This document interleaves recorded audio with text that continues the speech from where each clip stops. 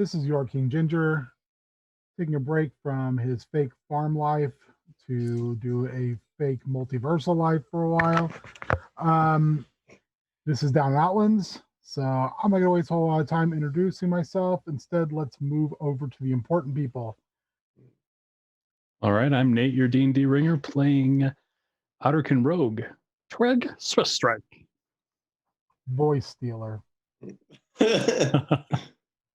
It'd be a throwdown. Hi, I'm Shannon Townsend, aka Smarky Bitch, and I'm playing Charity Beaumont. He's a 10-year-old artificer that likes to talk a whole lot. I'm Warrior. I'm playing Echo. He's a Knoll fighter, and I'm not going to do this in his voice. Fair. I'm Cassandra. I'm playing Amulet Sticky Fingers. She is a Kender barbarian. Excellent. So, when last we left off, you four were trying to make good with Enon, and they had asked you to perform just a teensy-weensy favor for them. Does anyone remember what that was? Yeah, we got a little box of delicious evil that we have to deliver to the Church of Moloch.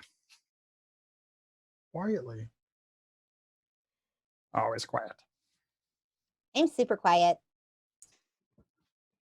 Got my moments.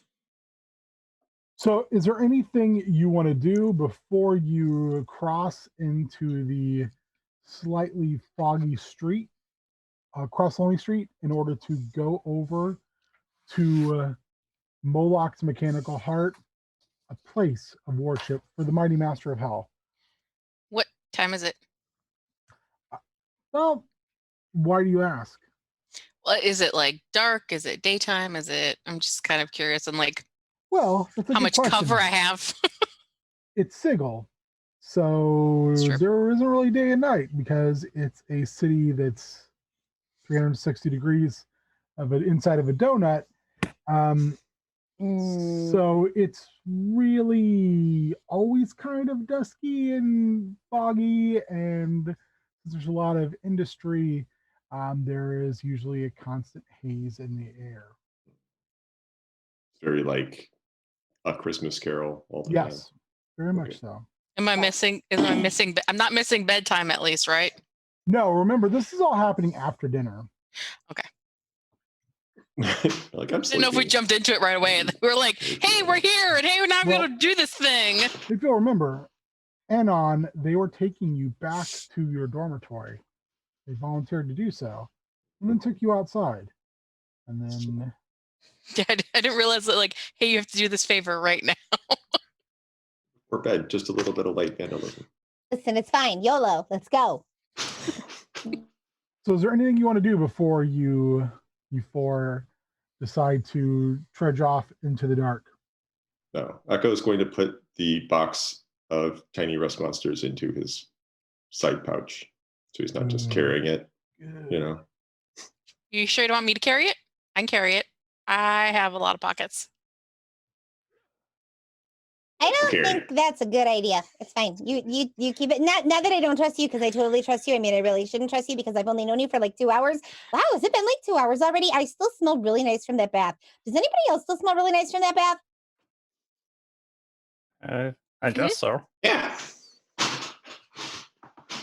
So Lonely Street it's got a very narrow street and a very narrow sidewalk. And actually, all the buildings are extremely up and down, all very narrow. All very individualized, though. So you're pretty easily able to point out what is Moloch's Mechanical Heart, because it is a very, very distinct false front of a steeple that looks like it's been crudely attached to the front of the building, and does have a large iron sculpted heart over the top of it, as well as a emblazoned, ever burning pyre behind it with Moloch's visage on it. So it's pushed out to where there's this burning flame behind it, and it burns right through his visage. So it looks like there's fire coming out of his mouth and eyes. Where specifically were we supposed to drop those rust monsters? Just inside. Okay. You just asked that it be somewhere So inside. is the layout of Lonely Street, or I guess this building in particular, such that it's like, are there alleys between buildings? Are they pressed up against each other like in Amsterdam? Is it? They're very up and down, very tightly pressed. Most of them are literally touching one another. Okay. And it is Lonely Street's a little over 2 blocks. Okay. And if on the way, is there a cross street between where we were and okay. This is like a cul-de-sac. And then the end of the cul-de-sac is actually where Uncle Tommy lives. He literally has the first couple buildings on each side and then one huge building at the end of the cul-de-sac. His favorite kind of sack. So how far Look away at are we from? courtyard. How far away are we from the building then? Like our You're building, about you're about a block. a block. Okay. So if we need to, we can beat feet. And you said at the end of Lonely Street, the opposite end from where we are is the There's a I forget their name, the police station. on one Right. side of the street. There's a harmonium precinct. And at the end of Lonely Street, rather than being open and going right out into the hive, there's a gate. Well, there's an archway that looks like a gate goes in front of it. Currently, what you're seeing, though, is rather than a gate of iron or wood, it's a gate of razor vine. And razor vine is an invasive plant that grows heavily all over Sigil. And this appears to be the gate itself as razor vine. And there's some razor vine within the 2 blocks that's kind of grown over in certain areas. It's very distinct looking. It's a frontal assault then. Yeah, there isn't a back door Okay. that you're aware of. Right. Akko will go up to the door and open it. Do you want to do any, like, as you're walking on the street, any investigation or any just kind of learning landmarks or anything as you go, or you're just going to go right up to the door?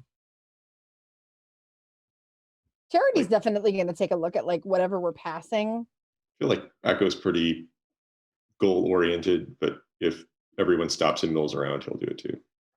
So on the right side of the street, leading up to Moloch's, you don't see a whole lot of signs, but you do see 2 that stand out because they both are lit. One is a very, very small, very, very up and down building. It's almost like a square tower. And there's a wooden sign hanging out in front of it. It says the Curious Cube of Knickknacks and Tchotchkes.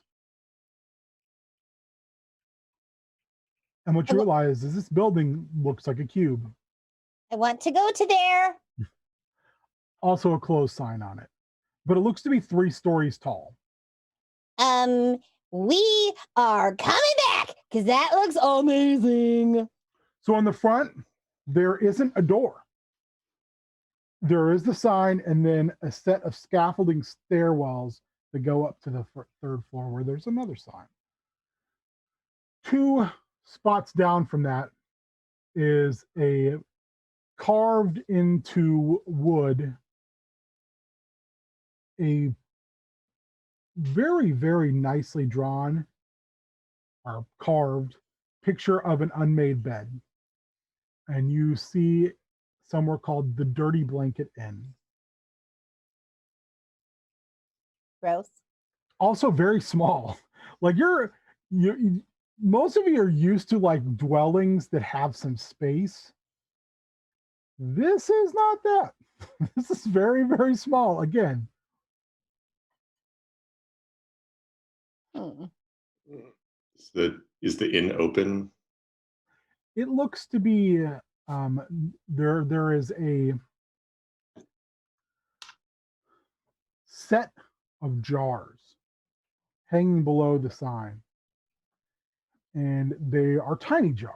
They're just about maybe 2 inches, and they are in the shape of the word no vacancy and vacancy. Inside, the no vacancy is lit up. When you look closer at it, what's actually lighting these up are a tiny swarm of bugs. Hmm. And does it look like it's mostly, well, there's like windows at street level? Yes, That's no? a good question. Usually there's very few windows on the first floor. Okay. Is there any It seems to be by design. Make me a what was your special skill, Echo? possibility? Not this time. It's probably not the right one for this. Yeah, probably not. Make me an, you know what? Make me an insight check. I think this would be a good place for that. It's a pretty good roll. 16. As you four kind of skirt along the sidewalk, you notice that most of the buildings you're walking by look like at one time they did have first floor windows, and that now they're bricked up. Hmm. But there's a door. There is a door. Does There is a large steel door. it sound like there's noise coming out of it? Like there's also a tavern or something inside, or Now seems quiet. you look further down the street and you do see what looks to be a tavern, one on the left side of the street and one on the right side of the street. So, And that's past. Is that past the? yes, further down on the next block. Okay. Do either of them have signs that we can see from here? Read from here? Yeah, one Okay. has got a metal sign that looks like it's been carved, so you can actually see from the light behind it, showing you what the image is. It's carved into it, Mhm. and it is a square with an eye in the middle with arms and legs that looks like it's like tipping over, and it says it's called the Stumbling Modron.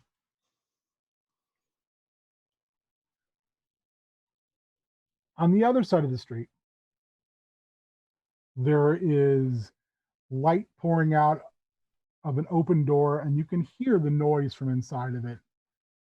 And you can see a sign above it illuminated by the light. It's a simpler sign of a wooden sign of a big mug, and on it is written Jolly Jog's Spilt Cup.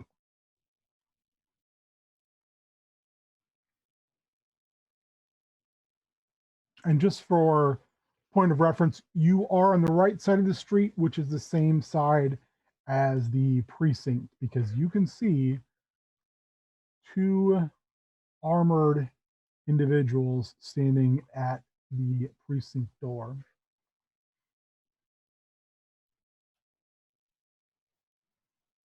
And that's about a block away now. That is at the end of, that is where Lonely Street leads into the cross street. It is literally on the corner. Okay. Right on the inside of the gate. Mm-hmm. What does the door to the Moloch's Mechanical Heart look like? It looks like a large kind of peaked door, double door.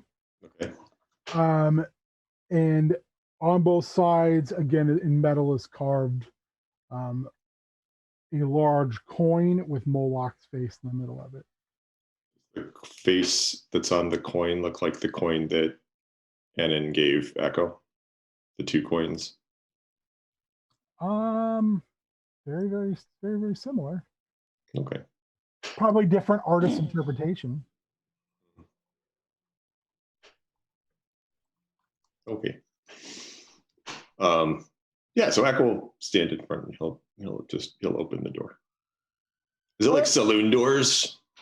No, they're a little bit more like large cathedral doors. Okay. So you like have to push them in. Okay. Pushes them in easily. Should we go in the He's front really door? strong. Should we go in the front door? What? Oh, only door. Okay. Where? So you come in. Where else? And Go. there are a series of braziers in a large open room. And if any of you attended a religious ceremony before, like in a proper church back on your home world. Nope. Mm-mm. So it's you don't really have a point Heathen. of What? reference. You don't really have anywhere to draw like a conclusion from. But this is a series of desks, wooden desks, very, very finely done.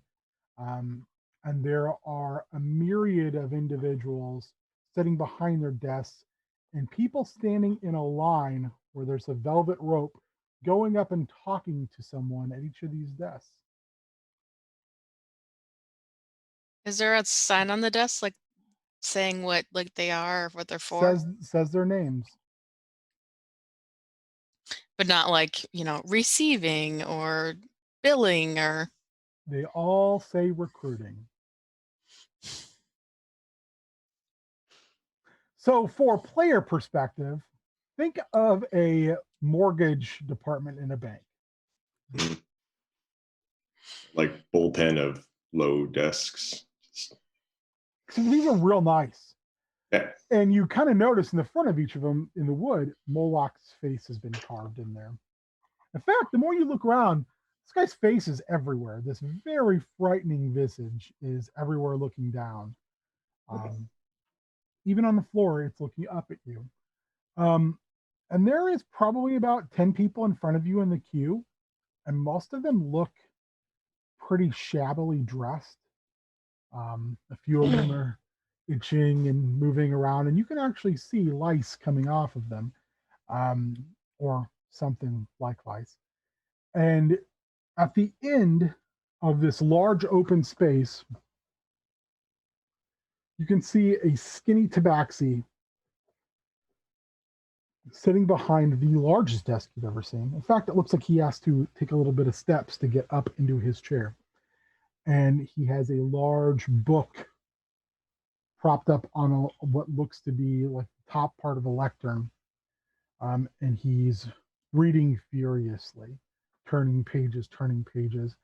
And he appears to be in conference with a few individuals. One looks to be an older woman of dusky skin and bright burgundy hair, carrying a bag, and the bag looks to occasionally move in different directions as if there might be something or some things inside of it. You see roll me a nature check for the next one, please. Everybody or Everybody. okay. Draw in there. Didn't you all go in or just Akko? Yeah. no, we went in. 16. I'm standing behind Akko, but I went in. Maybe a But now you can 19. see anything because you're standing behind. Taller than all of you. So Akko, you got a what? 16. 16. Charity. 19. 19. Amulet. 8. Twig. 7. Right. 7. Yeah. Okay.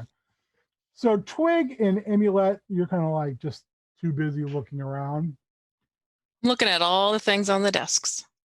Yeah, there's a lot of little knick-knacky things, although most of them look kind of gross.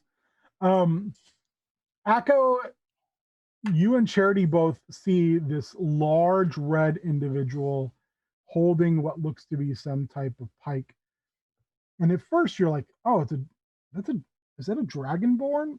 But the more you look at him, you realize that is not a dragonborn. That's something else. That's definitely dragon-esque, but not a dragonborn. Last but not least, you see a gentleman in almost like what we would call Puritan garb, the tall hat, brimmed hat, a large trench coat-ish, long coat, and he's stroking a jet black cat. And looks Kitty's here. My God. and looks to be quite annoyed, just kind of put off by the entire thing. Make me another perception check, you four. There it is. 9. 16. Oh, you guys reversed rolls. 30-20. 30-20. Nice. 6. Keeping it consistent. So distracted.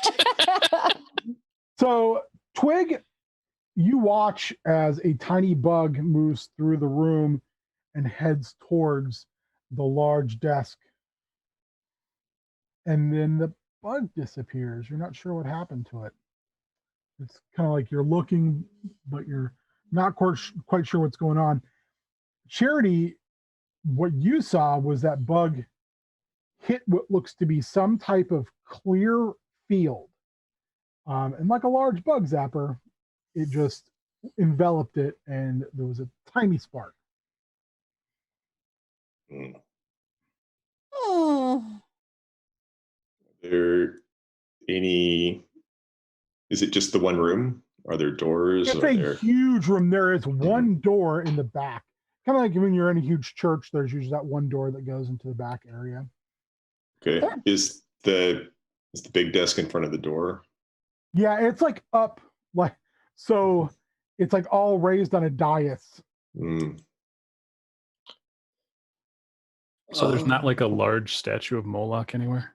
No, Large metal instead, statue of instead Moloch's face is like along the top where there would normally be a church, like stained glass windows. It's just metal sculptures of Moloch looking down on you in different faces of disdain, How high up are those? disappointment, anger, frustration.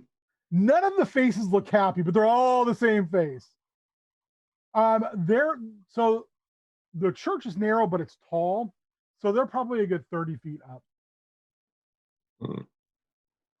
Just out of reach. And there's Is there, oh, go ahead.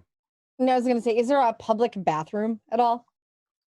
Do you think Moloch would give you access to his bathroom? Listen, I'm not from here. I'm just asking.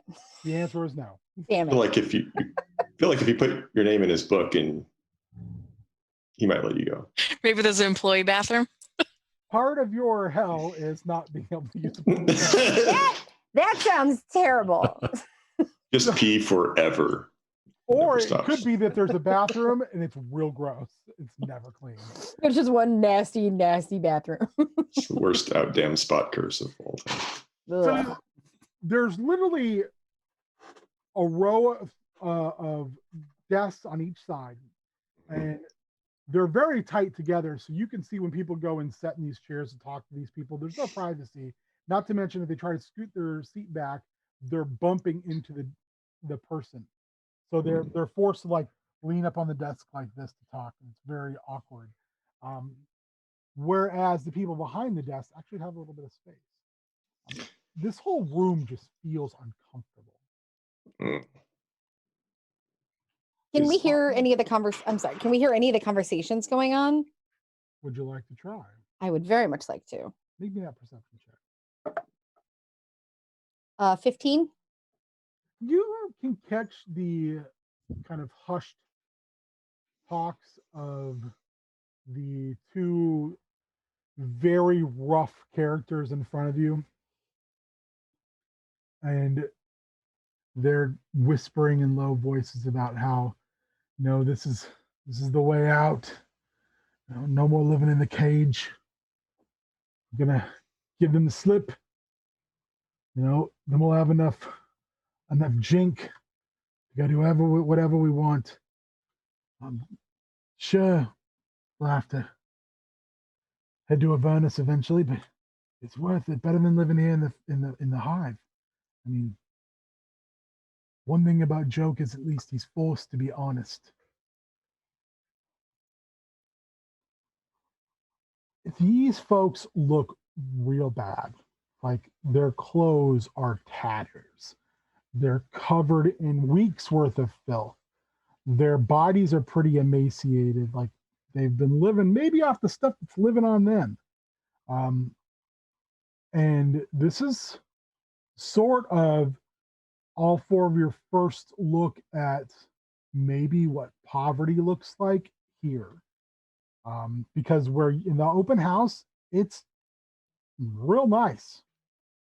One thing you notice too is there is all the wood is extremely well carved, like it's beautiful artisan work.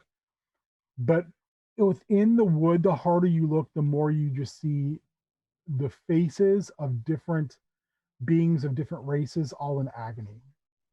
You have to look really hard. It's almost like it's in the grain of the wood. And then everything else is covered in bronze.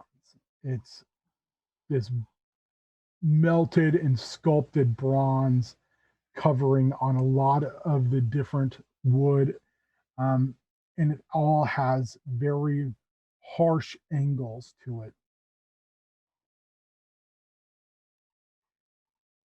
There's a smell of that irony smell of blood in the air. And one thing you notice is every time someone leaves one of those desks, when they sign, they are pricking their fingers with a pen and then using their fingers to sign whatever it is they're signing in blood, in their blood. So it has that smell, but behind that smell, there's this very rich smell of incense. It's almost like it's trying to mask that smell of blood, and it's doing a real poor job of it, possibly purposefully.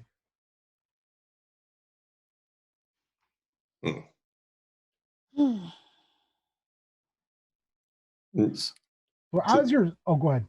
No, go for it. So as you're standing there, and kind of moving through the line, just taking everything in, unsure kind of what you want to do. Do you feel who's in the very back? Don't everyone reply at once. Maybe. Yeah. The girls. Yeah. You feel a hand on your shoulders. Spin around.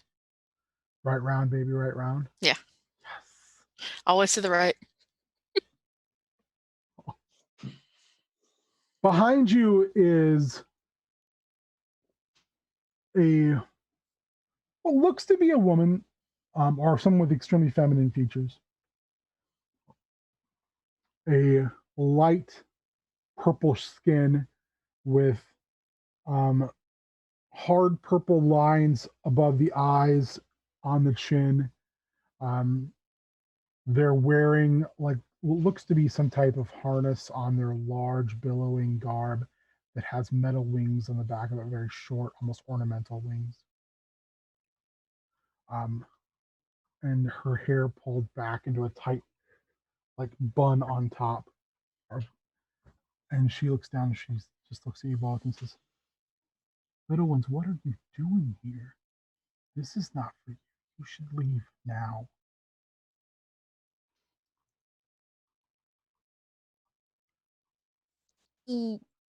You're kind of pretty. I've never seen somebody with a skin color like yours. I mean, I kind of have, but I kind of haven't. But it's been a really, really, really long time, and I don't really remember what she was. I think she was some kind of bard or something. All I remember is she sang a lot of songs. Do you sing songs? I really like music. Can you sing me some songs? She kind of looks at you and she goes down to one knee and she goes, "Singing is unfortunately not my specialty. Otherwise, I most likely would not be here." Well, then what are you here for? Safety. Safety. But you shouldn't be here any of you. You're children. Yeah. Weird, right? This is not a place for children. I mean, that guy looks kind of little over there at the desk. I mean, he looks kind of short. Maybe it's just short. Ooh, is that insensitive of me? I should probably be more mindful. She kind of pulls you a little closer as she's in it. She's, do not, under any circumstances, insult the reader of the book. That would be very, very poor decision making on your part. Don't insult him. Got it. I'll point with 2 fingers. I heard that's a lot more polite. How about don't point and let's get you out of here. This is not a place for children. No matter how bad things are for you, this is not a place you should find yourself. Well, things aren't that bad. We're cool, right, Amulet? We're good. Everything's great. We're fine.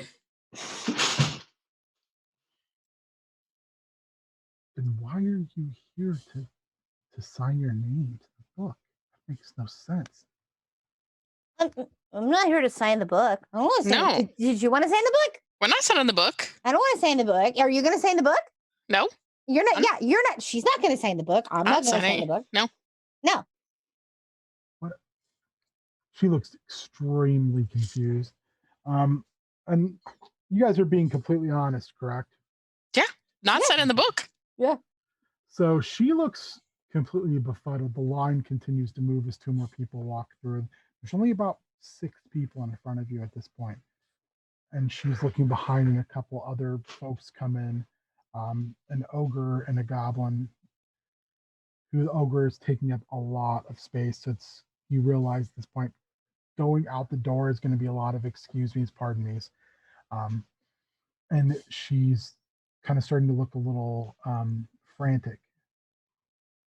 Children, you should leave now.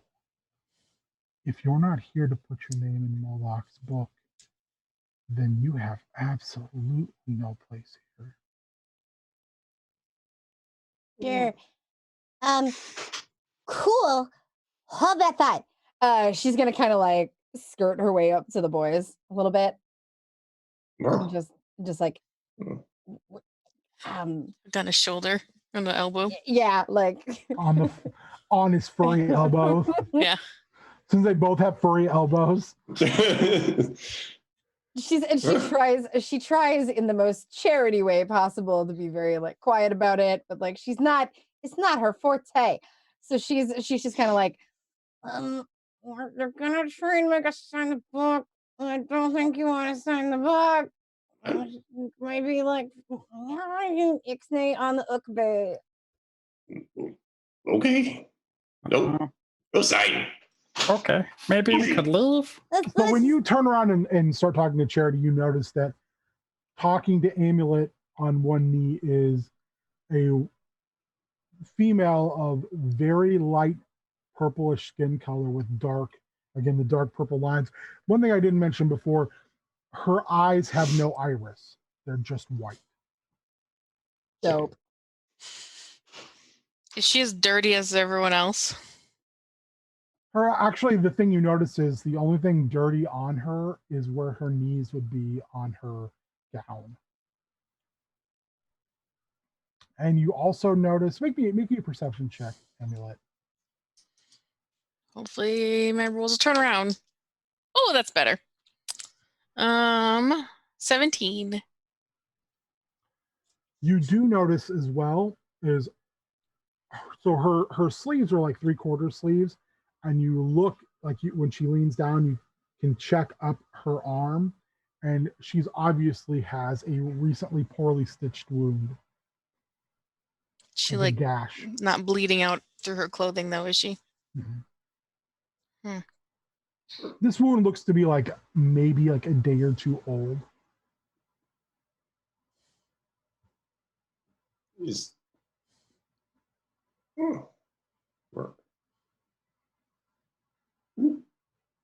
Charity's gonna kind of like, Guys, so stupid of me. This isn't the ice cream parlor. We should go. The ogre looks down at the goblin and says, I want ice cream. See? Picks the goblin up and looks at him and goes, "You promise ice cream." Goblin goes, "Hey man, this is what we agreed to do, right? We're doing this, right? We're gonna sign up. We're and no more hard work for all the ice cream we want. That's what we can just negotiate in there." And he just sticks the goblin in his mouth and just bites him in half. Gross. Yeah. Ew. Blood just kind of slowly oozing down his mouth. He goes, "Tastes like ripple fudge."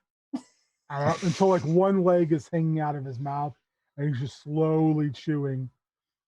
And you can see a couple of the people that are in front of you are looking back and now scooting forward until they're all just like in one mass at line. And he just continues, just like a cow chewing cud, just grinding this goblin up in his mouth. He looks down. He looks down at you, Amulet, and he says, "Do you taste like ice cream?" I don't think so. I imagine I don't taste good at all. No, she probably tastes like poop. The woman Could. who's kneeling with you stands up. She walks up to the ogre. He leans down and she puts her hand on his massive chest and she appears to whisper something, and then he just stands with like a dumb grin on his face. Goblin shoe falling down out of his mouth onto the floor with about ankle to shin high foot also out of there. And then she leans back down and she says, "You should leave." How did you do that? That was so cool, right? It was really cool. "You should leave." Get it. Oh no, the harmonium's here.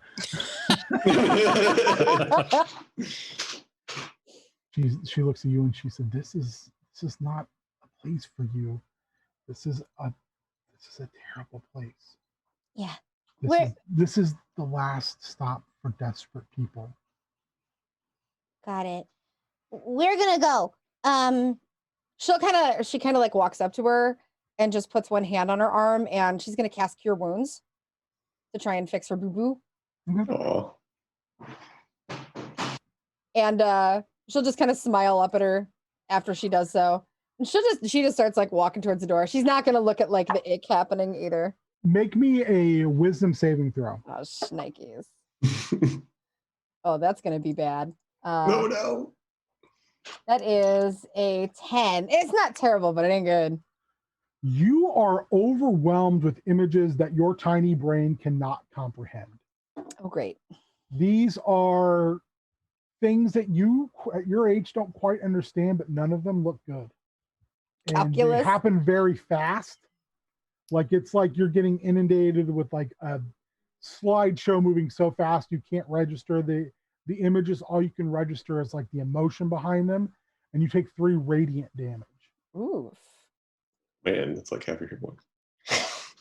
And she like grabs her arm and she says, she just kind of shakes her head like very in a very soft pleading body language, is like, "Don't do that." But you do notice that the wound looks better. She's kind of like stunned into silence for the first time in a very long time. And whoa, how'd you do that too? The next 2 people in line go to their desks. There's only 2 people in front of you now. Yeah, she's headed for the door then. She outie. Gotta go. Come back. No, guys, gotta go. Aqua, the lady said we have to go. The lady said we gotta go, so we gotta go. Lady. Who you? Make us sign the book. Who's saying book? Well, you're not gonna have a choice. We gotta go. So she will stand up to Akko. She looks back at you 2 and says, "Is this your friend?" Yeah. Yeah. Okay. We stay together.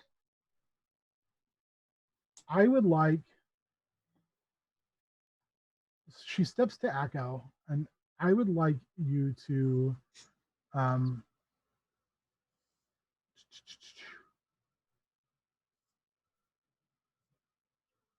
Sir, no.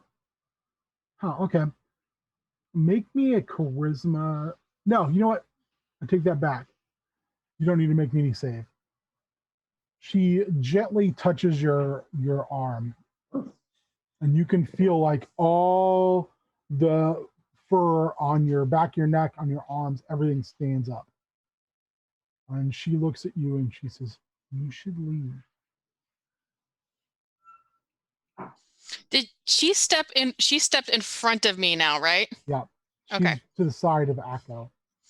While she's talking to him, can I slink backwards? And I want to go behind the ogre. And I want to look up at the ogre and cast vicious mockery. Oh, And I want to say, hey, that guy like 2 behind you said you're ugly. Okay, yeah, you know what? You can do that. He looks real mellow right now. So he didn't look mellow when he ate his buddy. He looks real mellow right now, but if that's what you want to do. Well, I'm trying to make him mad. I'm trying to use him to get angry as a distraction, is what I'm trying to do, if that helps. Like, you just ate his friend. He's probably stable. Probably Who feeling pretty knows? good.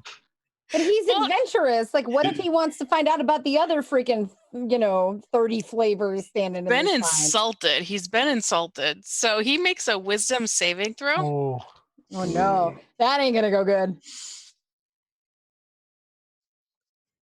you can tell by my expression. That's a face. I mean, I don't have a great high spell DC though, so Got to be better than a 9. it is better than a 9. Yay. So he takes 1d4 psychic damage. Hmm. So he takes 3. I would like you to make a deception check, though. Yeah. Okay.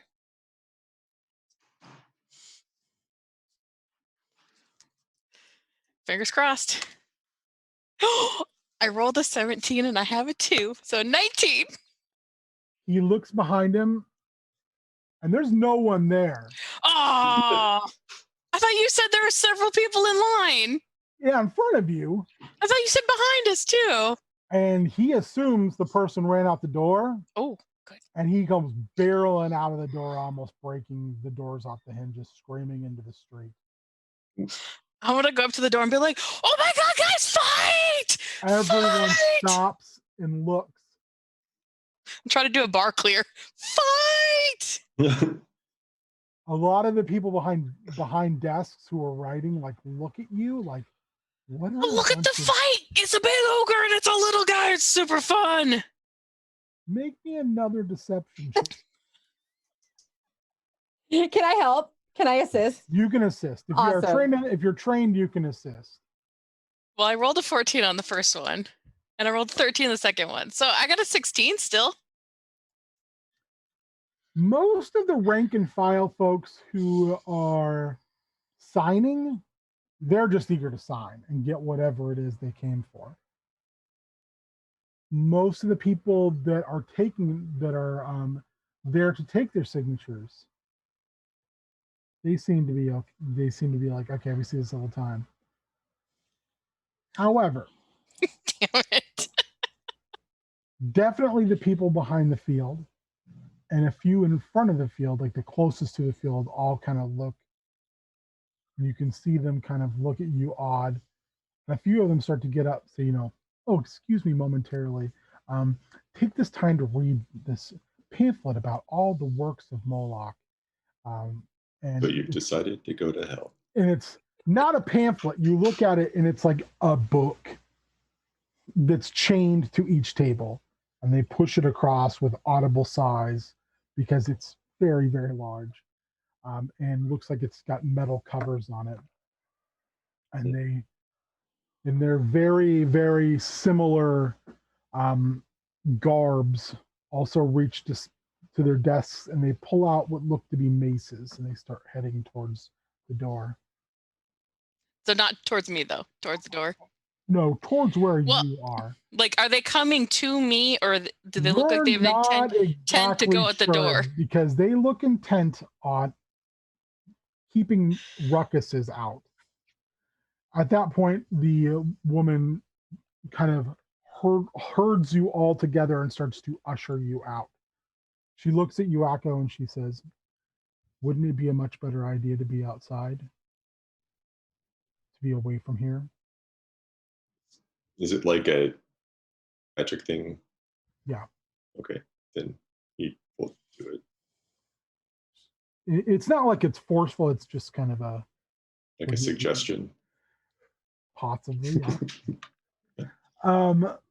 So she ushers you out and down the steps. And they're like, you know, as you see going up to a big church, except for these are like super narrow because this church is only about 30 feet wide. And she ushers you around the corner into the shadow where the steps end.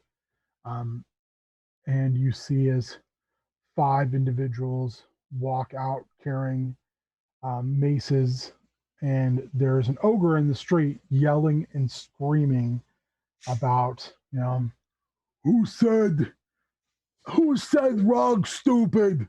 Rog's smartest and hungriest there is. Bring Rog the ice cream. And you can see people who are leaning out from the pub down the street. The all of a sudden I need to look it up again. Still have not memorized everything. From the Jolly Jog spilt cup, they're leaning out, looking down as he's stomping and yelling in the street, and where the door was open and there was light shining out, and you can audibly hear like bars being put in front of the door. Are the Rug wants ice cream and death to enemy. Are the harmonium moving at all? There, make me an insight check. Actually, first. 14. They've gone from passively standing in front of the door to passively standing where they're on the end of the street facing this situation. You're getting the impression that they're going to wait and see what happens before they move in to start their procedures. You go back inside. You No, that is a terrible idea. have to. You should not have been there anyway. That's not safe. She has to look up when she talks to you. Donate. Give. To church. We have to. She looks at you. Are you holding like the box out? No. Still in his pocket. If you need to give something, give it to one of the acolytes.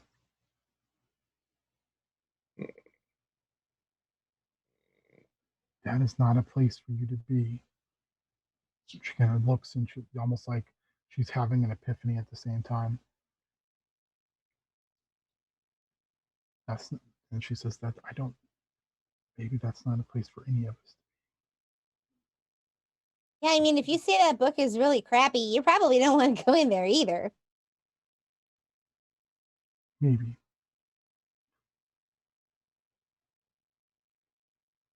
There's other ways to tithe. She looks confused on why you would want to give to Moloch. Surprise from friend. She looks at you again. She's like, friend of Moloch? Friend. I mean, friend's kind of a strong word. Acquaintance, maybe? Kind of? Sort of? I think. She kind of looks around. And she says,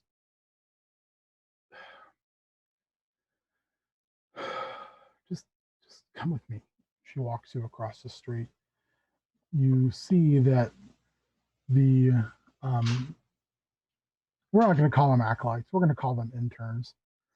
You see the interns head out into the street, and Rog no care about stupid book. Rog care about ice cream and find person who called Rog stupid.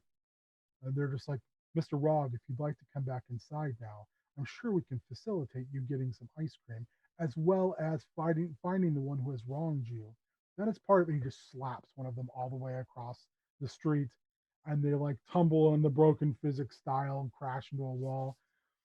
And you can see them all back away, take two-handed stances with their mace. Now you can watch the two harmonium officers slowly meander down the street.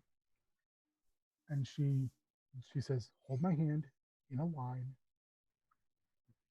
And she moves you across the street and moves you a little further down the street and takes you into the stumbling Modron. I mean, we don't know you. We don't know you. She looks back and she says, "I don't know you either, but you're children and you have..." Ah, we're tough. We're okay.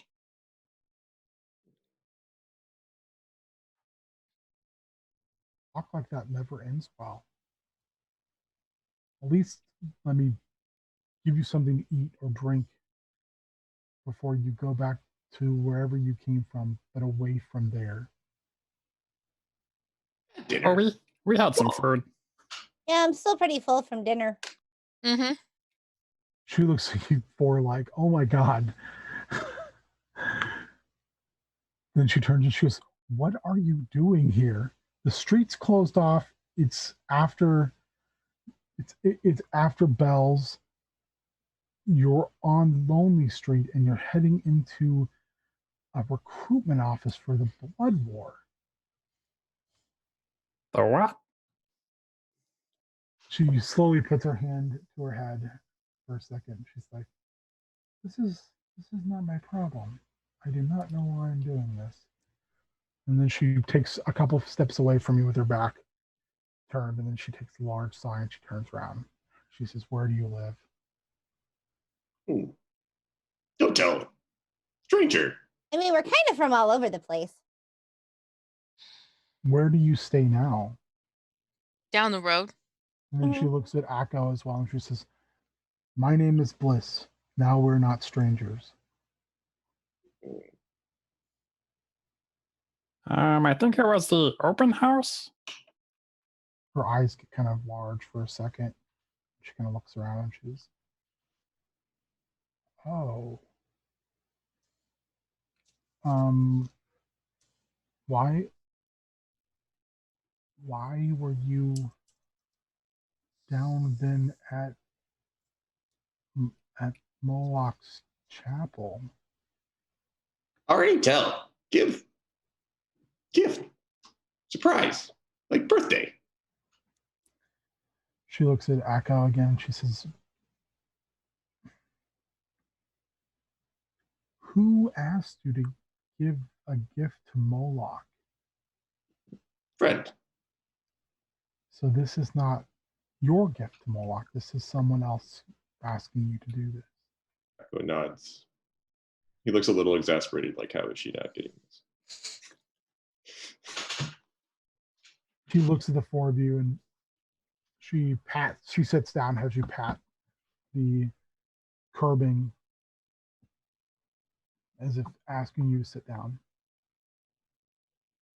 She makes sure you move off a little further away from the brouhaha that's taking place as the two harmonium officers are now moving down the street to help subdue a very angry and ice cream rage-driven ogre. I mean, same. Frog wants chocolate chip with ears. Life, man. Sometimes it's a rocky road. I'll sit next to her, but as soon as I sit down, I'm gonna stick my hand in one of her pockets. You stick your hand where you think there's a pocket. Uh-oh. There are pockets. What'd you say? There are no pockets. Oh. That dress has no pockets. She looks down at you and she says, "I don't have anything worth stealing." I don't steal anything. Then you're a little young for that.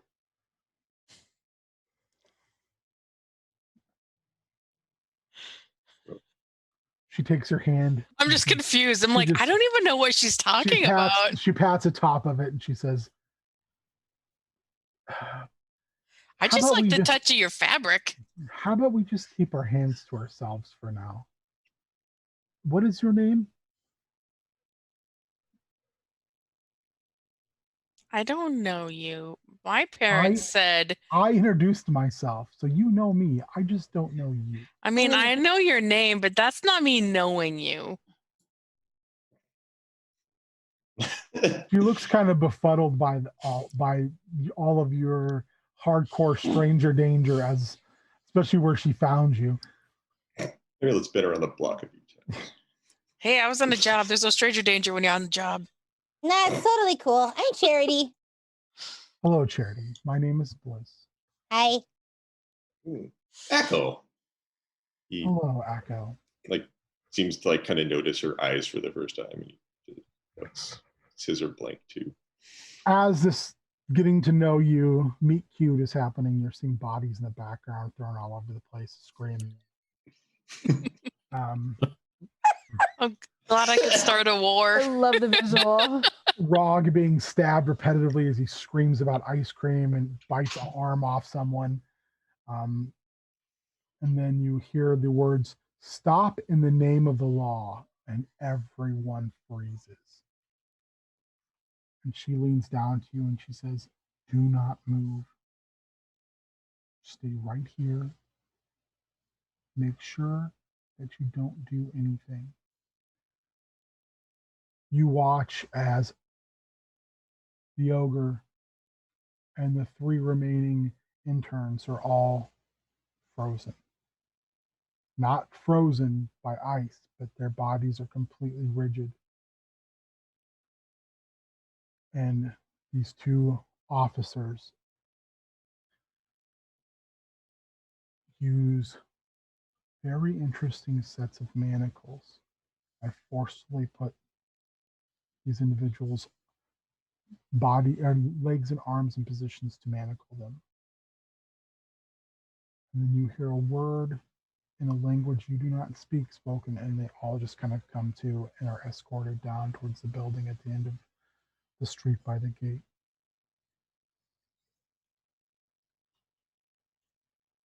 She looks at you and says, "Those are the harmonium. You do not want to cross them."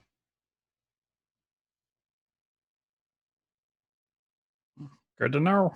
They do not care about your age, where you're from, or even what you've done.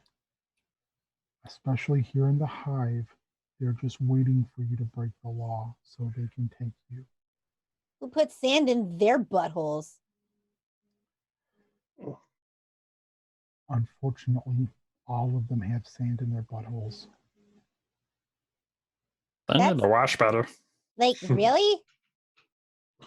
She Like, smiles. there's spells that can help with that. That's like super unsanitary. Ugh. They are not good people.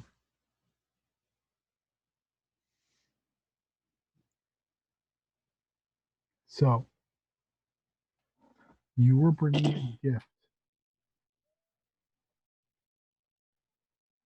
Do you know why you were bringing this gift?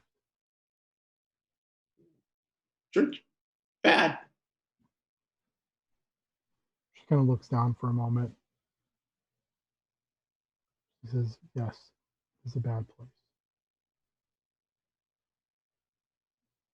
Nice present.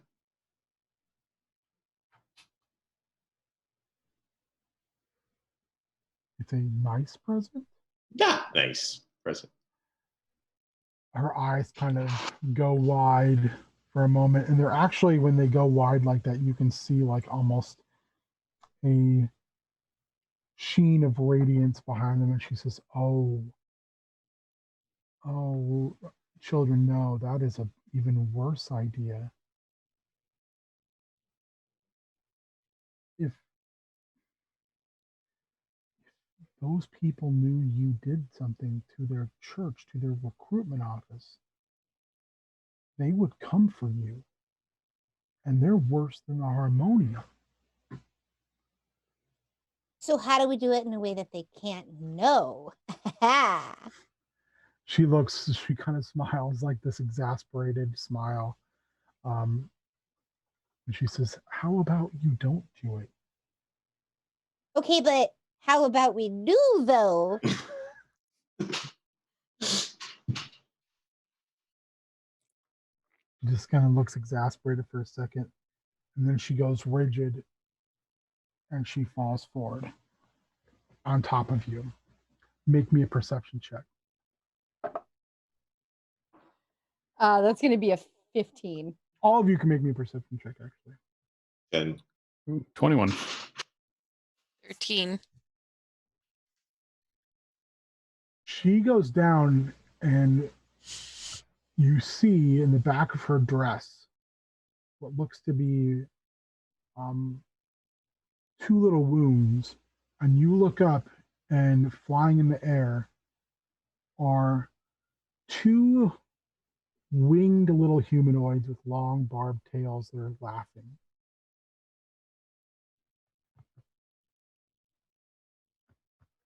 Are they Do any of you holding speak weapons? No, they're not. Do any of you speak Infernal? Speak Abyssal. So they appear to be giggling and laughing and speaking something you do not speak. And you are now in initiative.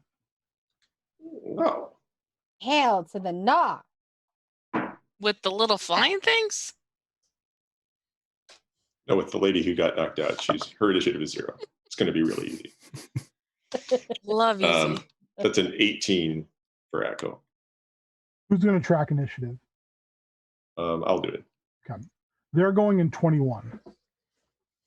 I'm also going in 21. You would go first. Be at 13. All four of you can make me Gonna be an 11. make me perception checks really quickly. 16. 15. 16. Get that sad trombone ready. Natural 1. So everyone but Akko sees that these two little tiny individuals are wearing very similar but obviously modified versions of what the interns were wearing. And on their belts, their little belt buckles are little Moloch faces. Shiny. Is she still on me? Like, did she fall like on me? Yeah. Am I pinned? Grappled. I'm gonna, You're not help her pinned. get out. You're not pinned, but you're like, you will not get your full, you'll get half movement. Okay. When she falls and it hits me, like, she'll kind of throw her arms, but she's like, okay, 1, y'all gotta know that wasn't me. Number 2, you little douche canoes are going down. They're like, have this barking laughter that, Akko, it reminds you a little bit of relatives you have, but it's far sharper and uglier with ill intent. So Twig, you're up first. All right, so you said they're flying. How high are they off the ground? They're only about 5 feet off the ground because I had to flow low enough to sting. So Okay, good. That means I can step. All right, so I will move as close as I need to stab one with the rapier that's as big as I am. as big as a house, and it's about to set sail. Yeah, but I'm only 3 feet tall, so you know. That's a 17 to hit. That hits. And then that is a 10. What weapon is it? It's a rapier. Just a regular rapier. Yeah. Okay. For 10? Yep. Okay. Still there. It strikes, but you notice like you felt really good about that strike. and yet it did not seem to injure them as much as you would have assumed. I don't like that. So it's now their turn. And one will fly down at Twig. The other one is going to harass Charity's 1-2, Akko's 3-4, and Amulet's 5-6. Going to harass Akko. So Mean. Rude. 19 on Twig. Yep. Make a con saving throw. Oh, jeez. Uh-oh. 10.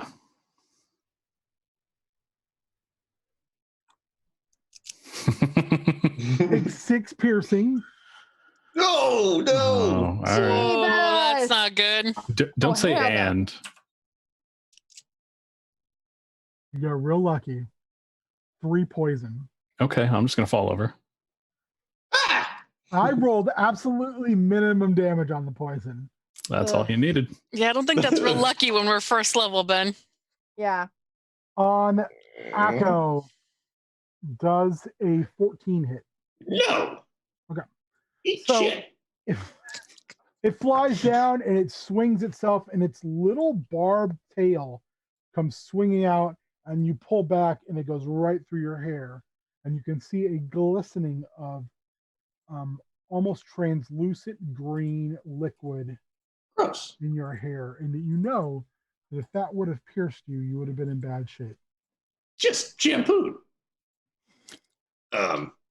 Akko, so the one that Twig hurt is the one that attacked him. Mhm. Okay. Akko is going to wait, is it on me now? Yeah, it's like harrying you from above. One moment.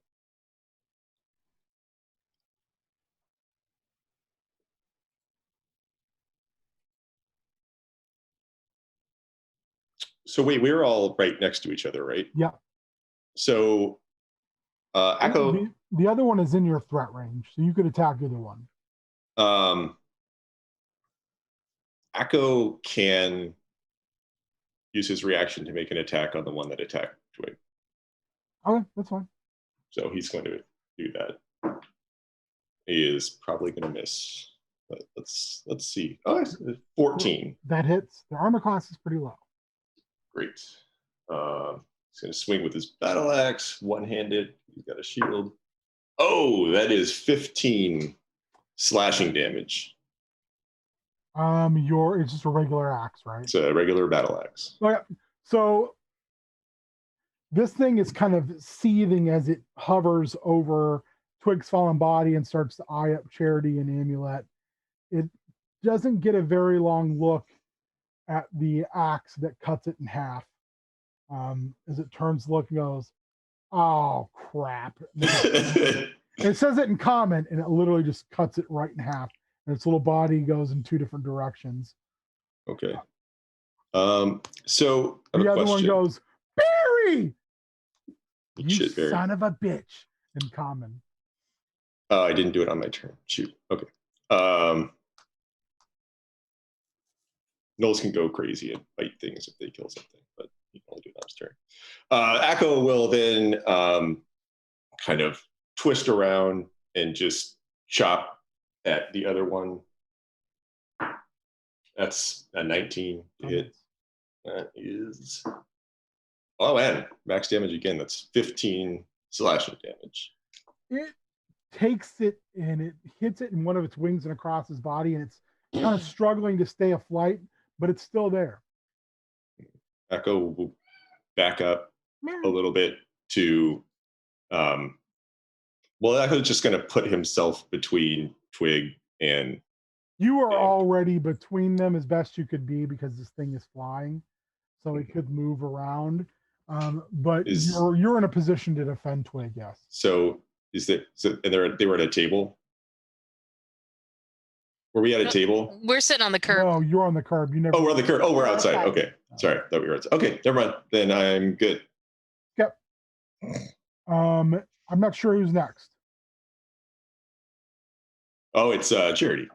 Charity, you are up after you climb out from underneath Bliss. Sweet. Yeah, she climbs out. She's kind of like, Barry was a bitch. She's gonna have, How dare you? You didn't even know Barry like I knew Barry. Barry was a good imp. Barry's a It is stupid the name. newest place in the hierarchy. You bunch of shitty little kids. Shitty little kids. shitty little kids. We need like t-shirts that just say that. Yes. Like, shitty little kids. She's gonna, while he's yammering at her and she's ignoring everything he's saying about defending his BFF Barry, she's gonna use acid splash on him. Okay. So he needs to he needs to make a dexterity saving throw. Gets to do that at advantage, and he rolls the exact same number twice. Dexterity, Yeah. 9. 2 6s.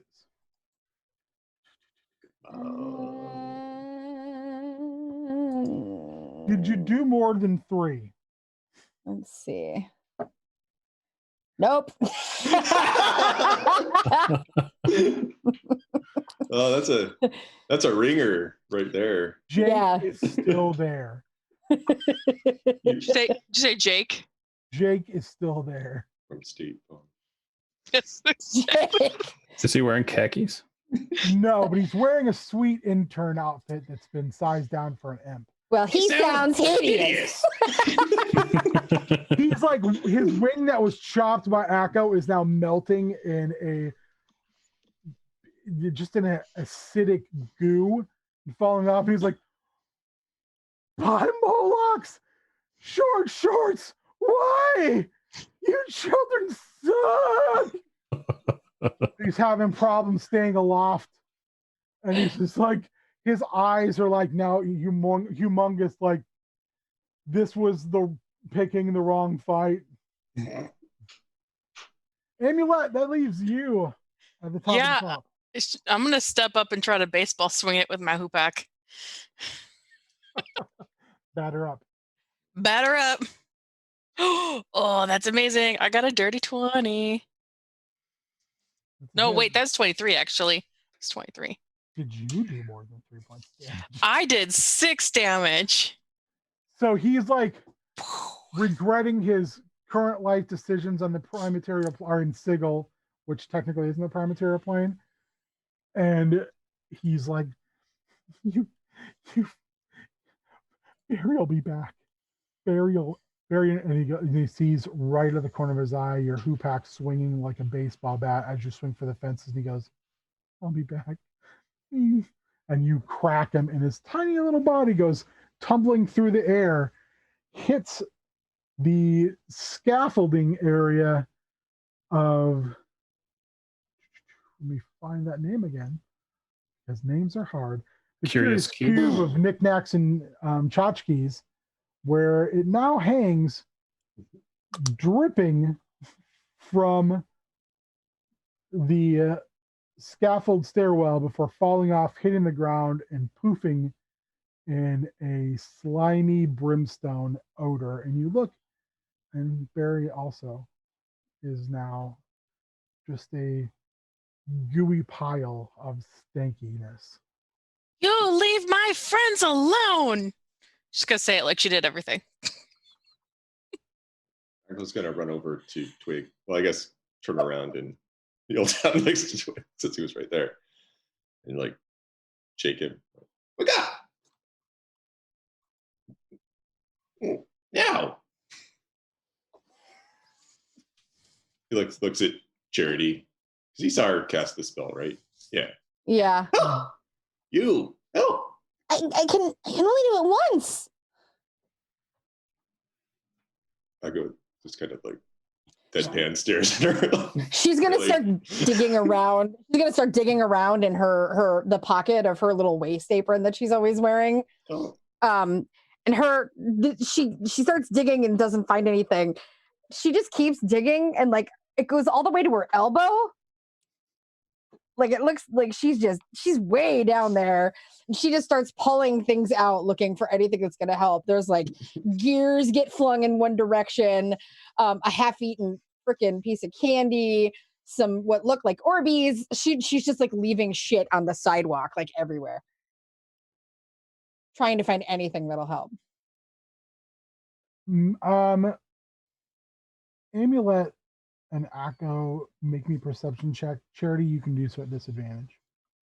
Oh, that's a good one. 18. 11. And I rolled the same thing twice. A lot of that for me tonight too. Charity, you're a little focused on digging to find things. Amulet, you're kind of like, I hit that thing real hard. You're like, whoa. Akko, you don't see it so much as you smell it. And you smell very oiled and finely kept leather and buffed metal. And you can hear now the footsteps from behind you coming from the end of the street by the gate, walking towards you. Is it the harmonium? You want to turn around and look? He'll look over his shoulder. It looks like it's a harmonium officer. He's going to frag Twig into the tavern. Come on, now! You hear a voice. And it says, halt.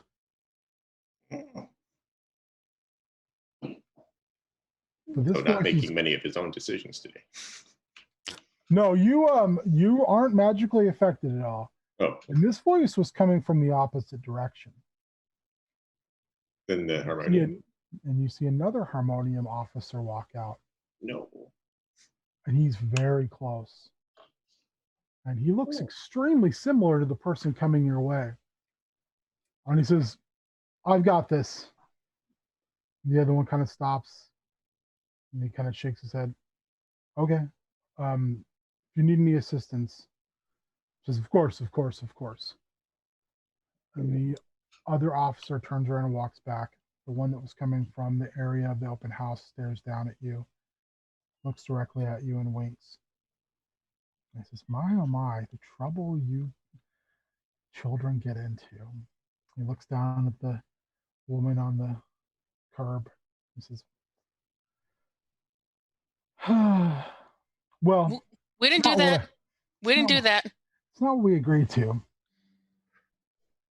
But they'll do in a pinch. Pick her up. Picks her up easily. I'll pick up Twig. Akko picks up Twig too. Also Yeah, easily. the officer, We're still strong. they bend down and they pick Twig up. Okay. And they move you into the shadows back towards the open house. And you see their form slowly change, and it is Anon. My best friend. They look at you and say, I can't even ask you to walk across the street without picking up a stray and getting into all sorts of trouble. I mean, listen, to be fair,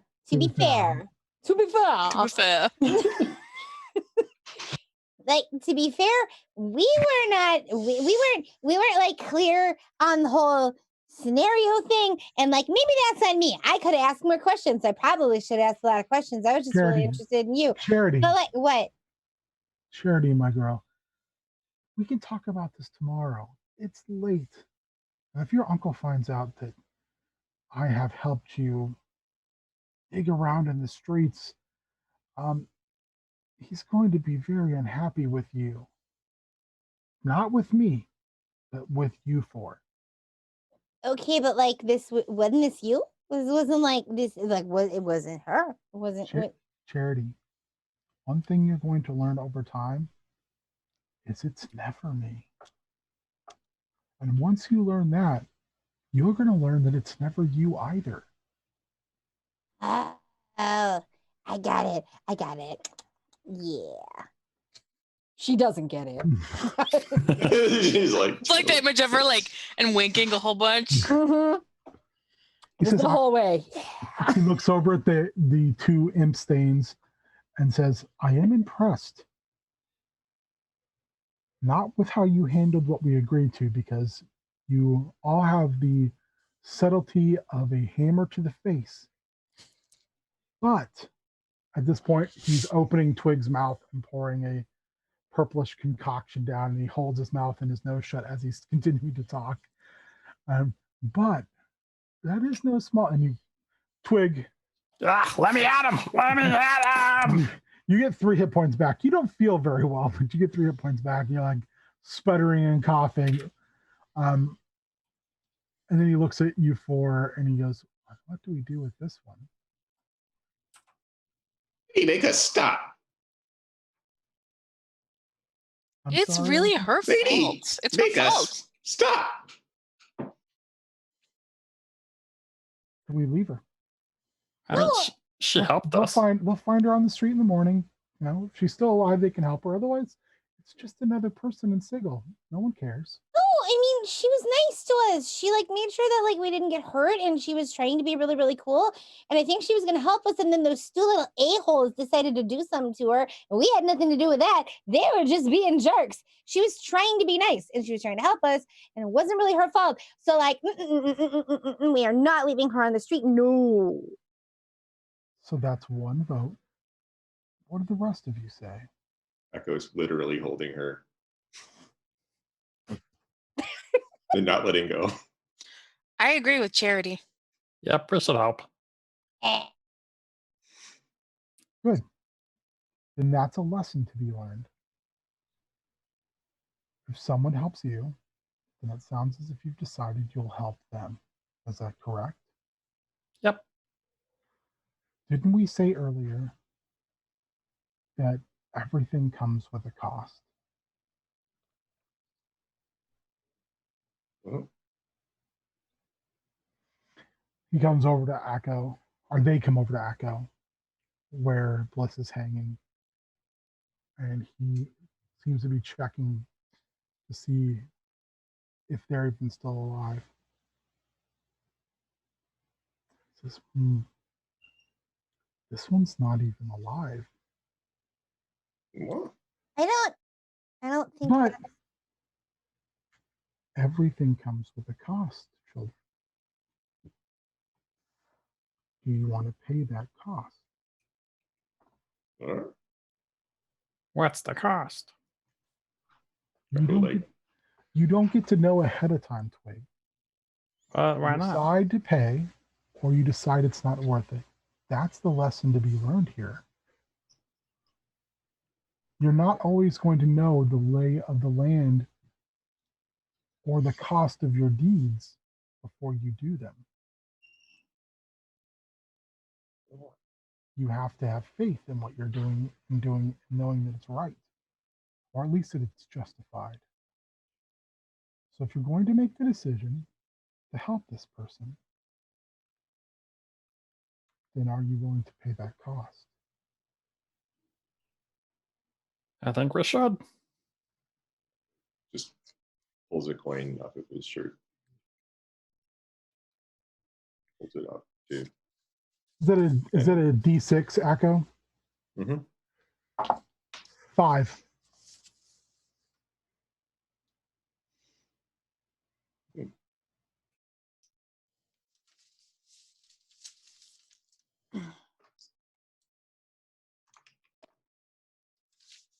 I'm in. So Pull my half-eaten sandwich out of my bag. Will this help? They look at you and they're waiting for Akko's answer. so it that leads Echo toward the best path. So when it's best path. So he's like he turns away kind of and like looks like he's looking at something, but nobody else can see it. He's looking to see where his friend goes. I think it would all depend on you and your friend's morality at this point. Do the good thing. Okay.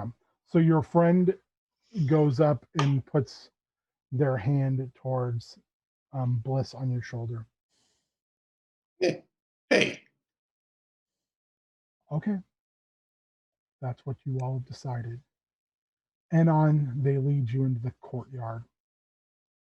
And puts Bliss down on one of the kind of seated, the stoned tables in the courtyard. They take a small bead, they toss it on the ground, and there's a dome that covers the six of you. It's dark, it's purplish, it's hard to see inside of it. Anon pulls out a blade. They look at each of you in turn. You're going to offer some of you to fill her. She is empty. So you're going to give that spark back. I am going to facilitate you doing this. When you do something like this, children, that ties you with that person. It ties you to each other.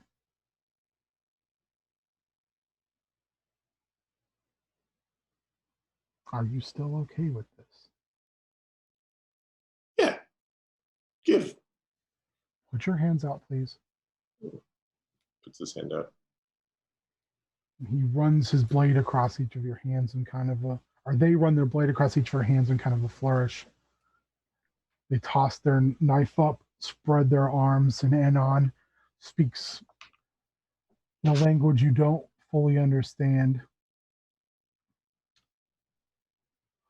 As you each put your hands together above Bliss's body,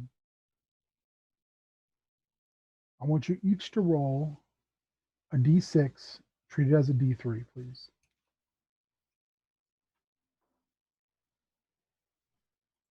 It's like half of what we roll. So like 1, 2 is 1, 3, 4 is 2, 5, 6 is 3. 3. 3. You lose those hit points permanently. All right. Oh, well then Oh, I jeez. fall over. You don't, though. Okay. Just off our max. Mm-hmm. Didn't have the money to start with. Yeah, same. You should have started at max. Well, I mean, max at first level is 14, so for me, and that's really good because I'm a barbarian. So They set up eyes, just pools of radiance, and then they go dimmer. They go from this blinding golden light to a more purplish light. She coughs and sputters, and this vile green liquid comes out of her mouth. She leans over the table, rolls on her side, and actually vomits. And the blade comes back to his hand, and they slide it in their holster, and the dome slowly turns into mist. And Anon looks at the four of you and says, "She's your responsibility now.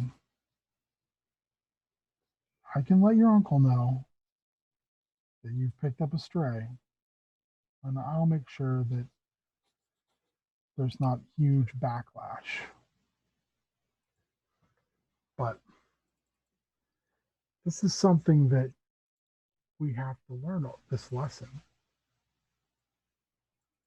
So I think until we have time to discuss it further tomorrow, you can carry this young lady to Nigella's room and she can sleep there.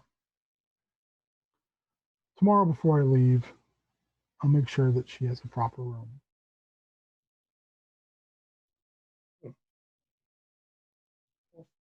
Okay.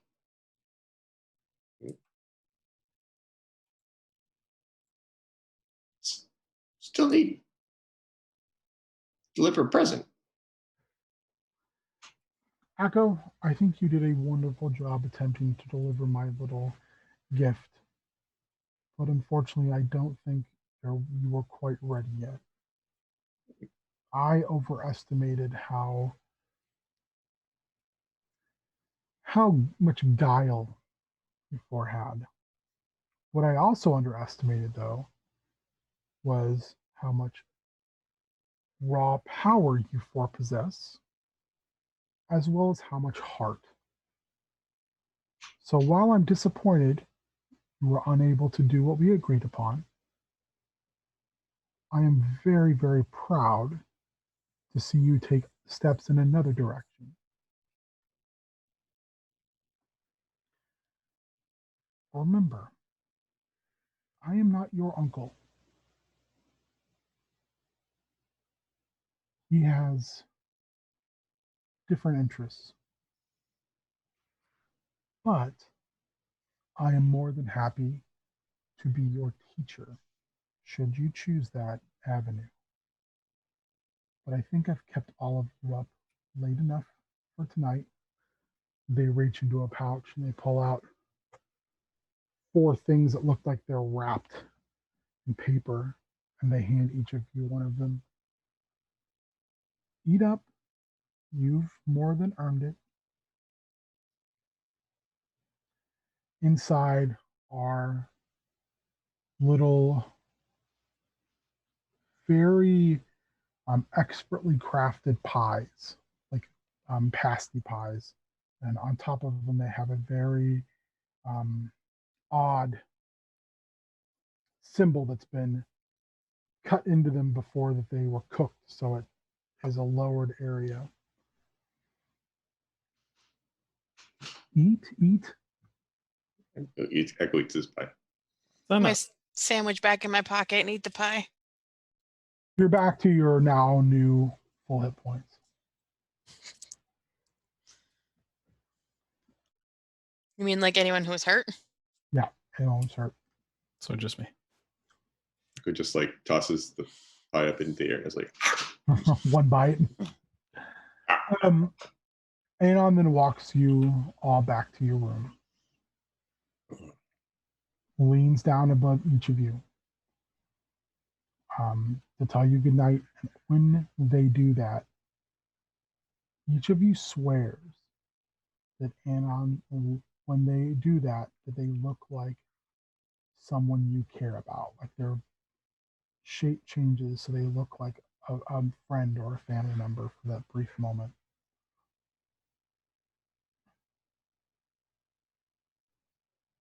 Then they stand up, they snap their fingers, and the lantern goes out in your room.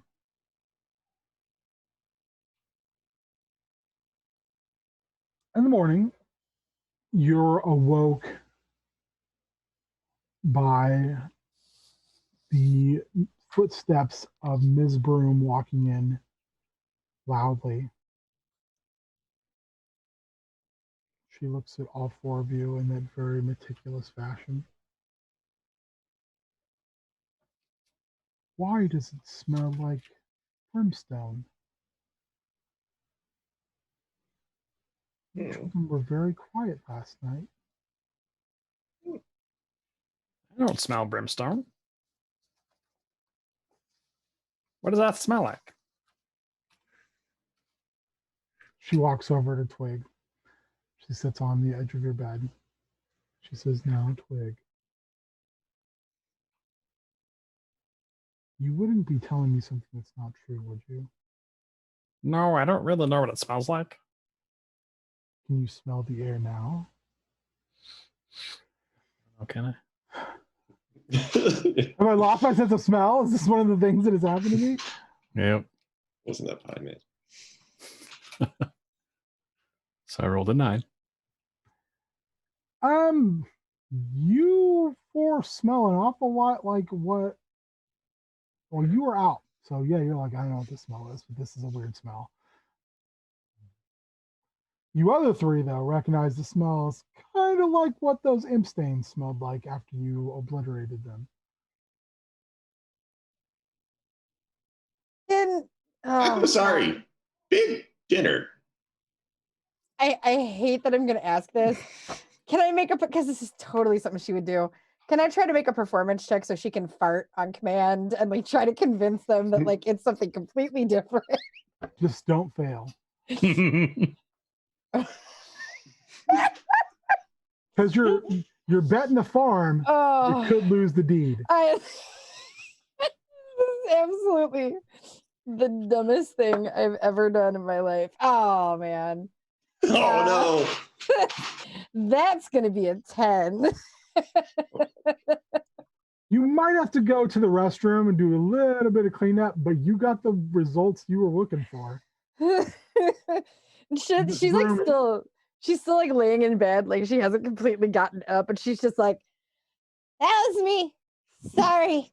Might be what you smell. Miss Broom looks at you and she goes, maybe the food was a little too rich for you all last night. Well, I hope you're all okay. I'll make something very bland for breakfast. You should most likely go to the bathroom, Charity. Yep. Yeah. You do not sound well. I'm a step ahead of you. she like rolls out of bed and like tries to like she makes her way to the bathroom in the most awkward way possible. The duck walk. Yeah.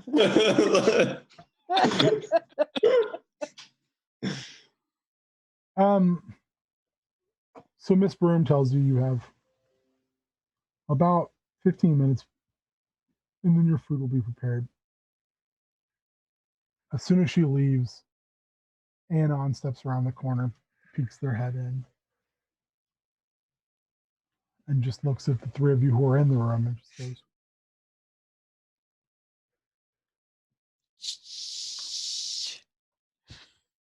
Why didn't you just say farts? and then they're not there.